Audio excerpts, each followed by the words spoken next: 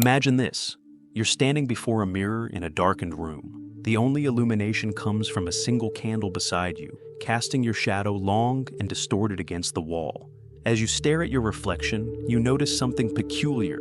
There are parts of your face that remain hidden in shadow, no matter how you angle yourself toward the light. These obscured features aren't absent. They're simply dwelling in darkness, as essential to your complete image as those bathed in the candle's glow.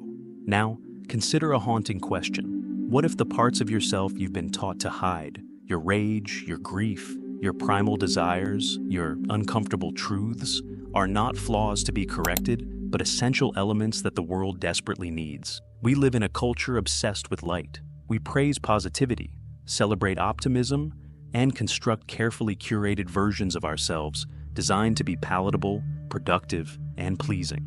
Good vibes only isn't just a trendy phrase, it's become our collective religion. But as you diligently prune away your darker impulses, your uncomfortable emotions, your strange and twisted thoughts, have you ever stopped to wonder what exactly you're sacrificing at the altar of acceptability? Think about the last time you felt a surge of anger and immediately suppressed it, plastering on a smile instead. Or when grief threatened to overwhelm you, but you compartmentalized it because the world keeps turning, demanding your functional participation. Perhaps you've censored an unconventional thought before it could fully form, fearful of where it might lead. In these moments of self-censorship, something profound is happening. You're fragmenting yourself. You're creating a division between what you allow the world to see and what you force into the shadows. This division isn't merely personal, it ripples outward, creating the very social fabric we inhabit. A society comprised of individuals who have banished their darkness becomes a collective built on dangerous illusions, a fragile construction perpetually at risk of collapse. The paradox is striking. In our desperate attempt to create a better world by showing only our light, we may be undermining the very foundations necessary for authentic human connection, innovation, and resilience. Consider the contradiction at the heart of our modern existence. We simultaneously worship at the shrine of authenticity while systematically rejecting the full spectrum of human experience. We claim to value emotional intelligence while pathologizing emotions that don't facilitate productivity or comfort. We preach acceptance while practicing selective approval. The result? A profound disconnection from ourselves, from each other, and from the turbulent creative force that has driven human evolution and artistic creation since our ancestors first gathered around fires in the darkness. What if your shadow, that repository of everything you've been taught to hide, contains precisely the medicine our sick society requires? What if the emotions you've been told are negative or toxic actually serve as essential biological signals, evolutionary adaptations developed over millennia to guide human behavior? What if your rage contains the seed of necessary social change? What if your grief holds the key to compassion? What if your strange, uncomfortable thoughts are the precursors to innovation? As you move through your daily life, carefully maintaining the boundary between what you show and what you hide, have you considered the exhaustion this division creates? Have you calculated the energy expended in this constant self-surveillance? And more importantly, have you reckoned with what might be possible if you reclaim those exiled parts of yourself, not just for your own healing, but as an offering to a world starving for authenticity? The greatest minds across cultures and centuries have recognized a truth we've forgotten. Wholeness requires darkness. Creation emerges from chaos. Transformation demands destruction. These aren't merely poetic metaphors. They're principles embedded in the very fabric of existence, from the life cycle of stars to the development of human consciousness. So, here we stand at the threshold of a provocative possibility. What if the path forward, for you as an individual and for us as a society, requires not the elimination of darkness, but its integration? What if the shadow you've been taught to fear contains not just your personal salvation, but essential medicine for our collective healing? This is not a comfortable question. It challenges everything we've been taught about self-improvement, success, and social acceptability. But perhaps comfort is precisely what we don't need right now. Perhaps the discomfort of this inquiry is the first sign that we're approaching something true. The division between what you present to the world and what you hide isn't accidental. It's the culmination of centuries of psychological, philosophical, and social engineering. To understand how we arrived at this fragmented state, we must excavate the foundations upon which our modern conception of selfhood is built. Carl Jung, whose work penetrated the subterranean realms of the human psyche, identified what he called the shadow, that repository of disowned aspects of ourselves that we relegate to unconsciousness. Everyone carries a shadow, Jung wrote, and the less it is embodied in the individual's conscious life, the blacker and denser it is. Yet Jung didn't view the shadow as something to be eliminated. Instead, he recognized it as an essential component of psychological wholeness. To confront a person with their shadow, he observed, is to show them their own light. But why do we create this shadow in the first place? The answer lies in the delicate dance between individual psychological development and collective social demands. As children, you quickly learned which aspects of yourself earned approval and which triggered rejection. This wasn't merely a matter of behavior, it was existential. In your developing mind, rejection didn't simply mean disapproval. It threatened your very survival, your fundamental need for attachment and belonging. Friedrich Nietzsche understood this process with brutal clarity when he wrote about how civilization required the taming of human instincts. In his Genealogy of Morals, Nietzsche described how primal human drives don't simply disappear when suppressed. They turn inward, creating what he called bad conscience.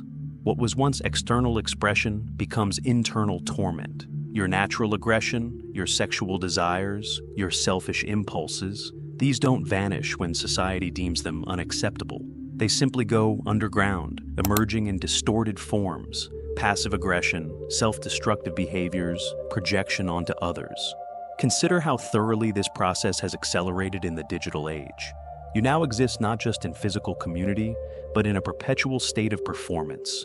Your identity curated across platforms designed to maximize approval and minimize rejection. Every post, every image, every interaction becomes another opportunity to reinforce the artificial boundary between acceptable and unacceptable aspects of selfhood. The philosopher Jean Baudrillard predicted this phenomenon when he wrote about the simulation that would eventually replace authentic reality, a hyperreal existence where the representation becomes more significant than the thing itself. This division isn't merely psychological, it's embodied. Your body keeps the score, as trauma researcher Bessel van der Kolk observed. The emotions you refuse to feel, the truths you refuse to acknowledge, manifest as tension in your muscles, disruption in your nervous system, inflammation in your tissues. The exhaustion you feel at day's end isn't just from your activities, it's from the constant vigilance required to maintain the border between what you show and what you hide. Viktor Frankl, who survived Nazi concentration camps to develop logotherapy, recognized that this suppression of authentic experience creates an existential vacuum, a profound sense of meaninglessness that characterizes modern life. When you cannot acknowledge the full spectrum of your experience, you cannot derive genuine meaning from it. You're left with substitutes: consumption, distraction, achievement, approval. But these are poor replacements for the integrated existence your soul craves. Arthur Schopenhauer understood that civilization itself depends on this repression. Man can indeed do what he wants, he wrote, but he cannot will what he wants. The social contract requires that certain aspects of human nature, particularly those that threaten social cohesion, be controlled. Yet Schopenhauer recognized the immense suffering this creates, both individually and collectively. The will, constrained and denied, doesn't disappear. It finds other expressions. The economic systems within which you exist compound this problem. Capitalism doesn't merely sell products. It sells solutions to the very fragmentation it helps create. Feel disconnected from your body? Buy this fitness program. Feel emotionally numb? This medication can help. Feel socially isolated? This app offers community. The market commodifies your suffering while simultaneously depending on it. Jean-Paul Sartre's observations about bad faith, the self-deception that allows humans to avoid confronting their fundamental freedom and responsibility, apply perfectly to this arrangement. You collaborate in your own fragmentation because the alternative, radical authenticity, feels too threatening. Religious and spiritual traditions have long recognized this problem, even as many religious institutions have contributed to it. The concept of shadow work exists across traditions, from Christian contemplatives who spoke of dark night of the soul to Buddhist practices of accepting all arising phenomena without judgment. These traditions understood that spiritual bypassing, the use of spiritual practices to avoid dealing with uncomfortable emotions or unresolved wounds, creates not transcendence but further fragmentation. Aldous Huxley, in works like Brave New World and The Doors of Perception, warned about societies that would eliminate suffering through technological and pharmacological means. Not because suffering itself is valuable, but because the attempt to eliminate it wholesale would eliminate essential aspects of humanity as well. His dystopian vision increasingly resembles our reality, a world where discomfort is pathologized, where emotional states are medicated, where the messiness of human experience is increasingly filtered through algorithms designed to maximize pleasure and minimize pain. The hidden problem, then, is not simply that you've been taught to suppress certain aspects of yourself. It's that this suppression creates the very conditions that perpetuate collective suffering. When millions of individuals exile their rage, society loses the revolutionary energy needed to address injustice. When grief is pathologized rather than honored, our capacity for compassion atrophies. When primal desires are denied rather than channeled, they emerge in distorted, sometimes destructive forms. This fragmentation within individuals creates fragmentation between them. The parts of yourself you cannot acknowledge become precisely the parts you cannot tolerate in others. Your unacknowledged shame becomes judgment. Your repressed anger becomes righteous indignation. Your denied vulnerability becomes contempt for weakness. Carl Jung recognized this dynamic with his concept of projection. Everything that irritates us about others can lead us to an understanding of ourselves. As this internal division widens between what you acknowledge and what you deny, between your curated self and your shadow, the consequences grow increasingly severe. The question now becomes, what actually happens when an individual, and by extension, a society, continues down this path of deliberate fragmentation? What unseen forces are set in motion when substantial portions of human experience are systematically denied? The systematic denial of your darkness doesn't occur in a vacuum. It ripples outward, creating cascading effects that transform both your internal landscape and the collective reality we share. These consequences remain largely invisible precisely because they operate in the blind spots created by our shared aversion to acknowledging them. Consider what happens neurologically when you consistently suppress aspects of your experience.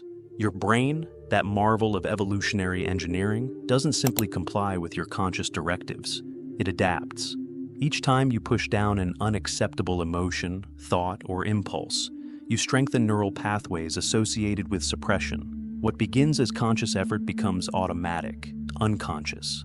The neuroscientist Antonio Damasio's research on somatic markers demonstrates how emotions function as biological signals, providing critical information for decision-making. When you systematically ignore these signals, you're effectively disconnecting from an ancient guidance system honed by millions of years of evolution. This neurological rewiring manifests as a particular kind of blindness, not to external reality, but to your own internal state. You begin to lose access to the very data you need to navigate the world effectively. Like someone walking through a minefield with their eyes closed, you become vulnerable to threats you can no longer perceive. The psychiatrist Ian McGilchrist describes this phenomenon in his work on hemispheric differences in the brain. The analytical left hemisphere, specialized for narrow focus and categorization, begins to dominate the more integrated, contextual right hemisphere. The result? A fragmented perception that sees the world as a collection of objects to be manipulated rather than a living system of which you're an integral part. The cognitive biases that emerge from this fragmentation are particularly insidious. Confirmation bias ensures you notice only information that validates your existing self-concept, while screening out contradictory data. Fundamental attribution error leads you to judge others harshly for the same traits you deny in yourself. Emotional reasoning causes you to mistake the absence of discomfort for the presence of truth. These aren't merely intellectual errors, they're perceptual distortions that create a self-reinforcing bubble of delusion. On the individual level, this translates to increasingly rigid identity structures. The parts of yourself you've disowned don't disappear. They crystallize into fixed patterns outside your conscious awareness. The anger you refuse to acknowledge doesn't dissolve. It hardens into chronic resentment. The vulnerability you deny doesn't vanish. it transforms into anxiety. The grief you suppress doesn't evaporate, it solidifies into depression. These psychological states aren't simply disorders to be corrected. They're messages from the exiled parts of yourself, growing increasingly desperate to be heard. The body becomes the battlefield for this internal civil war. Psychoneuroimmunology, the study of how psychological processes influence the nervous and immune systems, reveals that chronic suppression of emotion correlates with everything from increased inflammation to compromised immune function. The stress hormone cortisol, released during emotional suppression, damages tissues throughout your body when chronically elevated. The vagus nerve, central to your parasympathetic nervous system, cannot properly regulate your physiological state when emotional processing is continuously interrupted. In a cruel irony, your attempt to protect yourself through suppression actively harms your physical health. Collectively, these individual patterns of fragmentation amplify into social pathologies. A society composed of individuals who cannot acknowledge their aggression becomes paradoxically more violent. The denied impulse erupts in unconscious forms, from passive-aggressive communication to outright warfare. A culture that pathologizes grief cannot generate authentic compassion, instead offering performative sympathy that serves primarily to distance the observer from the sufferer. A civilization that denies its shadow projects that shadow onto convenient others, creating enemies, scapegoats, and outsiders who must carry the disowned aspects of the collective psyche.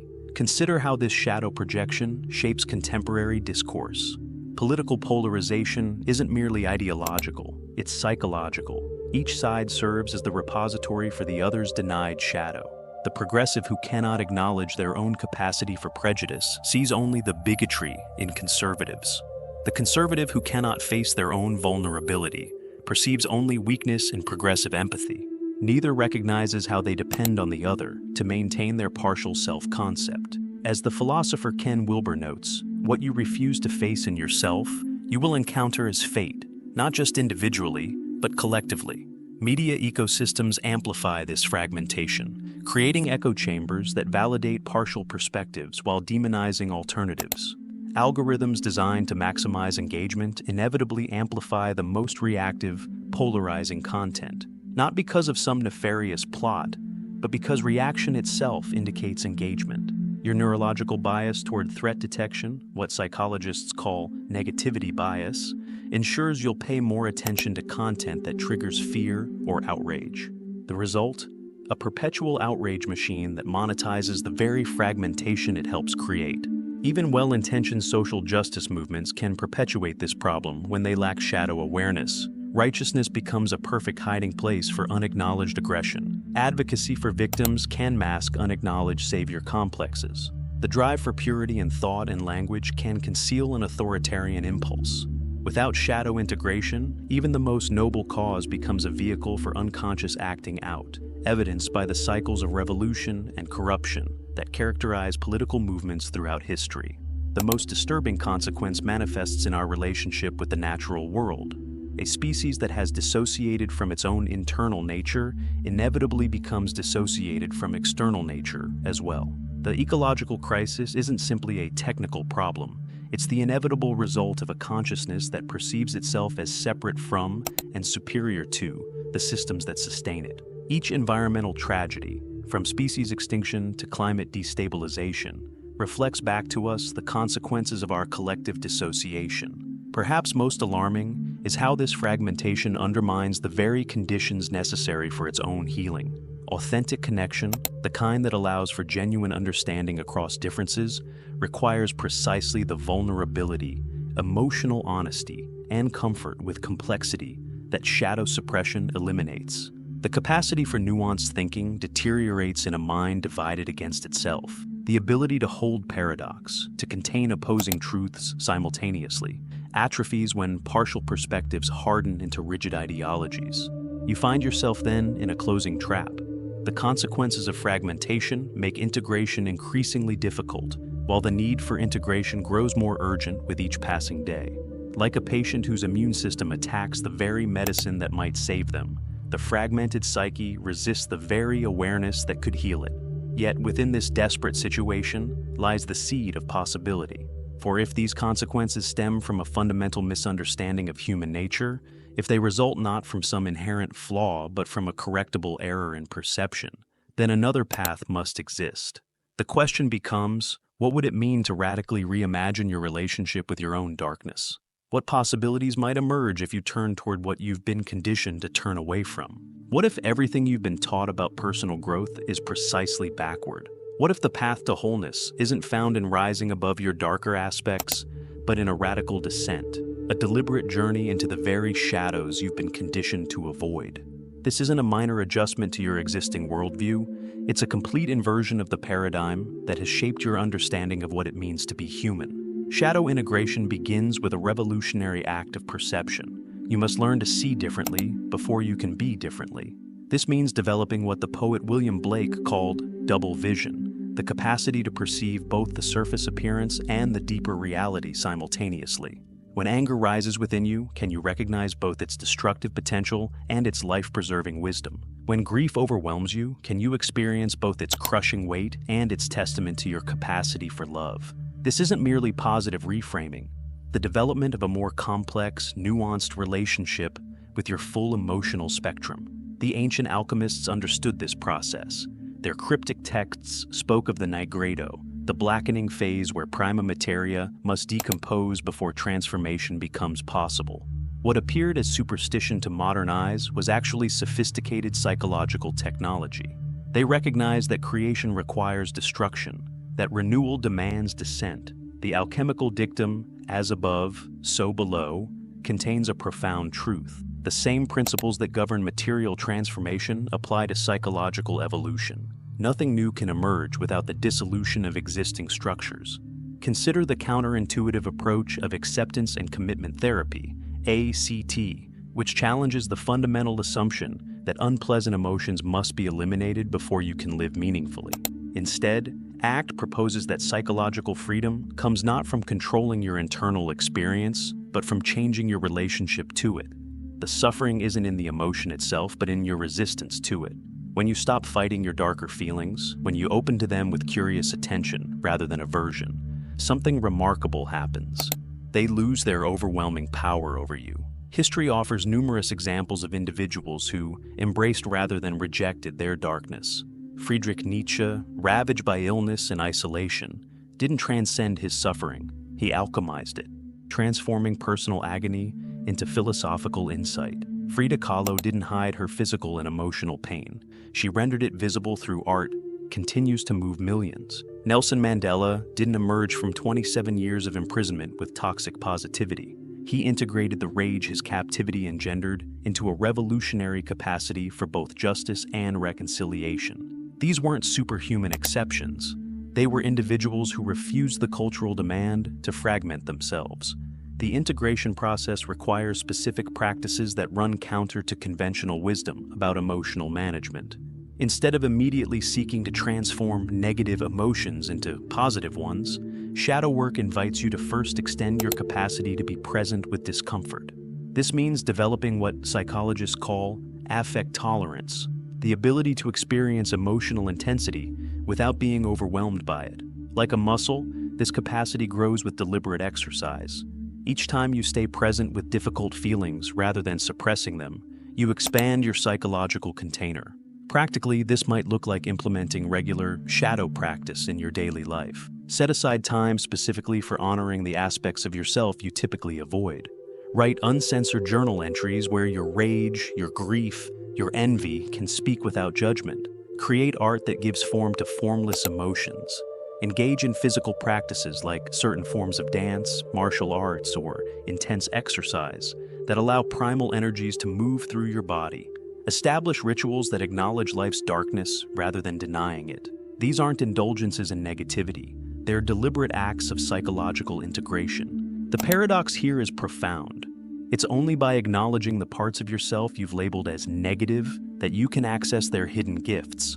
Your anger, fully felt and wisely channeled, becomes boundary-setting power and motivation for justice.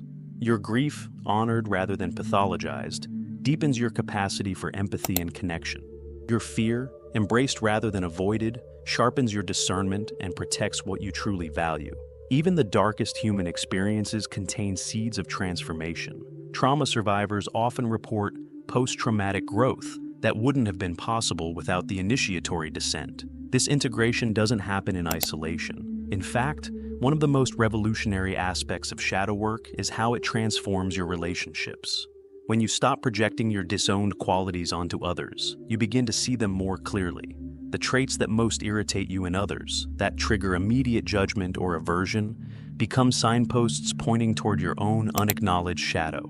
As you reclaim these projections, your connections become more authentic. You no longer need others to carry parts of your psychological burden, nor do you unconsciously volunteer to carry theirs. Consider how this approach might transform your political engagement. Rather than participating in what philosopher Jacob Needleman called the degradation of political discourse into melodrama, you might bring shadow awareness to collective conversation. This doesn't mean abandoning your values or normalizing harmful behavior. Quite the opposite.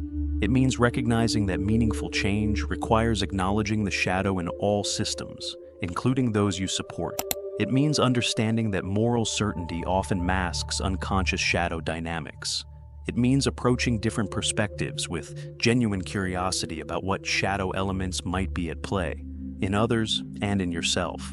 The rebellion against fragmentation extends to how you engage with technology and media as well. Instead of allowing algorithms to reinforce your existing biases, you might deliberately seek perspectives that challenge your assumptions. Rather than consuming content that triggers comfortable outrage, you might engage with material that invites uncomfortable self-reflection. This isn't masochism, it's the recognition that growth happens at the edge of comfort, not at its center. Most radically, this integration changes your understanding of spiritual development itself. Many spiritual traditions have been misinterpreted to support toxic positivity and spiritual bypassing, using spiritual ideas to avoid dealing with uncomfortable emotions and unresolved psychological issues. True spirituality doesn't demand the transcendence of your humanity. It invites its complete embrace. The divine, if it exists at all, is not found by escaping your messy humanness, but by fully inhabiting it. This rebellion against fragmentation isn't easy. You'll face internal resistance. The ego structures built to maintain separation will fight to preserve themselves.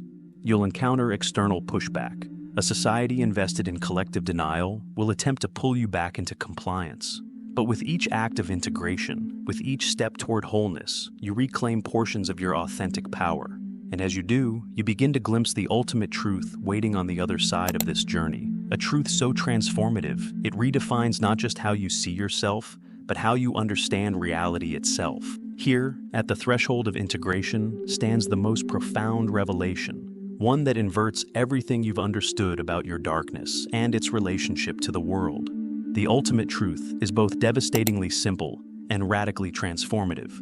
Your darkness isn't merely something to be personally accepted for your own healing. It is precisely what the collective desperately needs from you right now. Society doesn't need more fragmented individuals performing artificial light. It needs fully integrated human beings who carry both their brilliance and their shadow consciously, who have transmuted their wounds into wisdom, their pain into purpose, their rage into revolutionary love. The parts of yourself you've been taught to hide or eliminate are not obstacles to your contribution. They are your contribution. This isn't spiritual platitude. It's psychological reality with evolutionary implications. Human consciousness itself has been shaped by the integration of what was once unconscious. Each time an individual brings shadow material into awareness, they participate in the expansion of collective consciousness. As Carl Jung observed, there is no coming to consciousness without pain. People will do anything, no matter how absurd, in order to avoid facing their own soul. One does not become enlightened by imagining figures of light, but by making the darkness conscious. Consider how your personal darkness, when consciously held, rather than unconsciously acted out, becomes a gift to others walking through similar terrain. Your willingness to speak honestly about your struggles with depression creates space for others to acknowledge their own. Your capacity to articulate rage at injustice without being consumed by it demonstrates the possibility of passionate engagement without destructive reactivity. Your ability to face mortality without flinching opens pathways for others to confront their own fear of death. In each case, what was once your private burden becomes medicine for collective healing. This understanding reframes the very purpose of individual existence. What if you're not here to transcend or overcome your humanity, but to fully embody it? What if your specific configuration of light and dark, your unique pattern of gifts and wounds, isn't arbitrary but essential? The poet David Whyte captures this when he writes, "The only choice we have as we mature is how we inhabit our vulnerability, how we become larger and more courageous and more compassionate through our intimacy with disappearance." The paradigm shift emerges in this profound reversal. Wholeness isn't something you achieve by eliminating parts of yourself. It's what you already are beneath the fragmentation. Your work isn't to become something other than what you are. It's to peel away the layers of conditioning that have convinced you that certain aspects of your humanity are unacceptable. In this sense, integration isn't addition, it's subtraction. It's the removal of artificial divisions that were never truly there. This realization transforms your relationship with suffering itself. The pain you experience, whether from personal trauma, social oppression, or existential awareness, isn't merely an unfortunate circumstance to be overcome. It's an initiation into deeper perception, expanded compassion, and more authentic power. The wounds that have shaped you aren't defects in your story. They're portals to understanding that remain closed to those who haven't descended into similar darkness. Sociologist Max Weber spoke of disenchantment, the process through which modernity stripped the world of mystery and meaning. But what if true re-enchantment doesn't come from escaping our humanity, but from fully inhabiting it? What if the sacred dimension isn't found by transcending the messy, contradictory nature of existence, but by penetrating more deeply into it? The philosopher Maurice Merleau-Ponty suggested that transcendence is found not by rising above the body, but through the body, not by escaping immanence, but by fully embracing it. This integration reaches beyond the personal to the collective, beyond the psychological to the ecological. The disconnection from your internal nature mirrors humanity's disconnection from external nature. As you heal the artificial division within yourself, you simultaneously participate in healing the artificial division between humanity and the more than human world. Your personal shadow work becomes ecological restoration. Your internal integration becomes cultural regeneration. As this understanding takes root, you begin to recognize your life as a creative response to a singular question. What wants to emerge through the unique constellation of light and shadow that you are? This isn't self-indulgent navel-gazing. It's the most profound form of service. For when you live from this integrated wholeness, you offer something to the world that no one else can offer. Your specific medicine, brewed from your particular combination of gifts and wounds, becomes available precisely when and where it's needed. Imagine standing again before that mirror in the darkened room, the candle still flickering beside you. But now, instead of trying to angle yourself to eliminate shadows, you stand fully present, allowing both light and darkness to play across your features. You recognize that this interplay, this dance of illumination and shadow, isn't a problem to solve, but the very essence of what makes you human, what makes you real, what makes you necessary in this moment of human evolution. The world doesn't need your perfection. It doesn't need your performance. It doesn't need your carefully curated persona. The world, this beautiful, broken world, needs your wholeness. It needs your authentic presence. It needs your integrated darkness as much as your cultivated light. For it is only when enough individuals refuse fragmentation and embrace integration, collective healing becomes possible. In the end, perhaps this is the most revolutionary act available to you, to stand fully in your complete humanity, to carry your darkness consciously rather than projecting it unconsciously, to offer your whole self, not just your palatable parts, as your contribution to a world in desperate need of authentic presence. This isn't just your path to personal liberation. It's your most essential offering to our collective future.